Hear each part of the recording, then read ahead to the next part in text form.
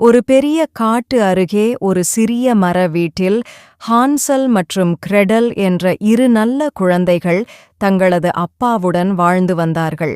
அவர்கள் இயற்கையை மிகவும் விரும்பினார்கள்.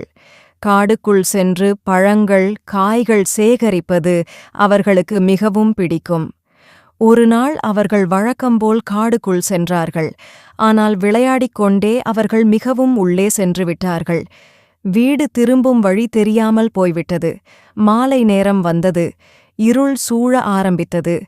இருவரும் பயமும் பசியும் கொண்டு அங்கே நின்றார்கள். அப்போது தூரத்தில் ஒரு விசித்திரமான வீடு அவர்கள் கண்களில் பட்டது. அந்த வீடு முழுவதும் மிட்டாய், பிஸ்கட், சாக்லேட் கொண்டு செய்யப்பட்டிருந்தது. அவர்கள் அதிசயித்து அந்த வீட்டிற்கு அருகே சென்றார்கள். அங்கே ஒரு வயதான அம்மா இருந்தாள்.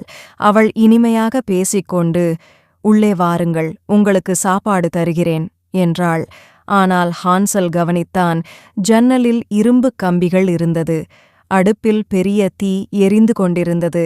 அவன் மெதுவாக கிரெடலிடம் சொன்னான், "நாம் கவனமாக இருக்க வேண்டும்." அவர்கள் ஒரு புத்திசாலியான திட்டம் போட்டார்கள். அந்த வயதான அம்மா வேலையில் இருந்தபோது கிரெடல் மெதுவாக அடுப்பு கதவை வெளியே இருந்து மூடி பூட்டினாள். இருவரும் அங்கிருந்து விரைவாக வெளியே ஓடினார்கள். சந்திர ஒளியில் காட்டு பாதையை பார்த்து அவர்கள் வீடு திரும்பும் வழியை கண்டுபிடித்தார்கள்.